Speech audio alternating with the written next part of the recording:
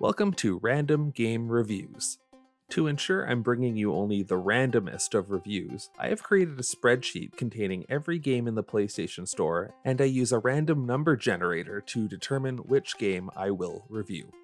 Let's sit back, get comfortable, and see what the gods of randomness have in store for us this week. This week, fate has decided that I will play Summer Sports Games. In a nutshell, Summer Sports Games is a loose collection of Olympic track and field events with archery and weightlifting thrown in for good measure. I did track and field for a bit in elementary school, and let me tell you, I was not very good. Summer Sports Games let me relive my repressed trauma through sporting events that feature such skills as jumping well, throwing things, and running fast. But before facing my demons, I would need to pick which country I would represent. Since this game apparently could not secure the rights to use real countries, I would be competing as a representative of the animal of my choosing. I chose to represent the proud citizens of Bear Nation. I entered the intro tournament expecting a short but enjoyable test of my gaming abilities as I battled for the glory of lifting the Wood Cup. What I was treated to instead was a succession of quick-time events and button mashing sequences.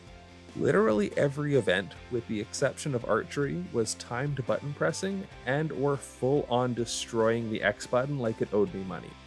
The most difficult thing about reviewing the gameplay is that there is honestly not much gameplay to review. Some of the events require a bit of strategy, such as archery, where you need to compensate for wind and aim your shot while your crosshairs sway about drunkenly. The long-distance running and hurdle events require you to conserve energy by not jamming the X button as vigorously, but these events are still shallow experiences. By the time I had led Bear Nation to victory and hoisted the Wood Cup, I had run out of all desire to ever play this game again. My moment of redemption was finally at hand. I won.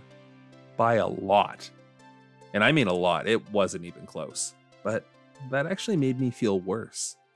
This game is so mediocre that the AI couldn't even be bothered to show up. Now, some of you may be thinking that I'm being a little bit hard on a $5 game. Well, the thing that you need to know is Summer Sports Games costs $34 Canadian. Summer Sports Games is basically 12 crappy minigames in a trench coat, so if you math it out, you're paying almost $3 per minigame. And for 34 Canadian dollars, I should feel at least a few consecutive seconds of excitement. That's an incredibly low bar to clear, and this game failed to clear it.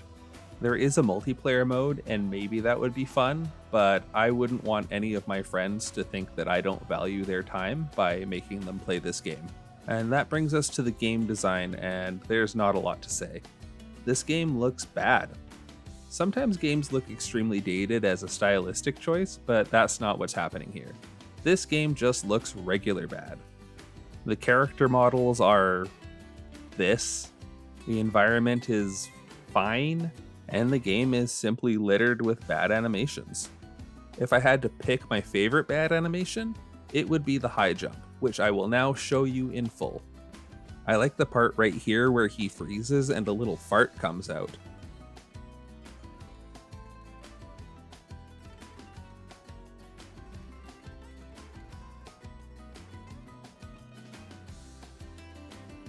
It's pretty damning when your running animation, the bread and butter of this game, more closely resembles how a rotisserie chicken would run than a human. Charging $34 for this game makes it feel like the developers are being purposely antagonistic, which got me wondering, who are these lunatics? Summer Sports Games was developed and published by a company called Joindots GmbH, and they have a few other weird offerings in the PlayStation Store. Their website is currently listed as under construction, and they have not posted on their Twitter or Facebook pages since 2014. One of their last posts on Facebook is this weird comic starring a swearing Garfield knockoff advertising Nintendo 3DS game codes. They have such a small footprint on the internet that all I really know about them is that they are about as good at making video games as I was at track and field. But in a weird way, that's kind of inspiring. If they can make a game that's this bad and still believe in themselves and dig deep down to find the courage to charge $34 for it, then perhaps I can overcome my lack of athletic prowess and wildly overvalue my talents. These people are so ballsy that they recently repackaged this game for PS5 just in time for the Summer Olympics, touting it as a 4K edition and charging 40 Canadian dollars. But upscaling to 4K doesn't make a dog turd look any less like a dog turd. This game is an absolute grift through and through, and I'm certain their target customer demographic is moms who accidentally buy this game for their kids instead of the officially licensed Tokyo Olympics game that costs only $14 more than this atrocity. It's time to answer the question, would I play this game if I wasn't destined to do so? For summer sports games, the answer is obviously no. First off, this game costs $34. It wasn't any fun to play, and it looks like a game that would install malware on your phone. And finally, this game cost $34. So there you have it. I've apparently done something to anger the gods of randomness, but join me next time and we'll see what we get when we roll the dice on random game reviews. Ooh, a quick time event. Hit the like button and subscribe. Nailed it.